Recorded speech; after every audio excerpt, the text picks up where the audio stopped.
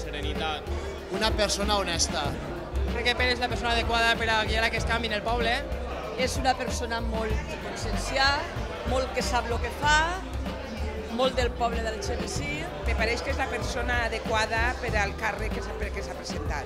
Pere Blanco és una persona oberta, jo crec que està molt propera als problemes que puguen passar en el carrer.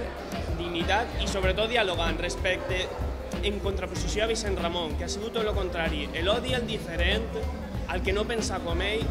Penso que després de 8 anys en els quals hem anat a pitjor, ha arribat el moment de fer un gran canvi.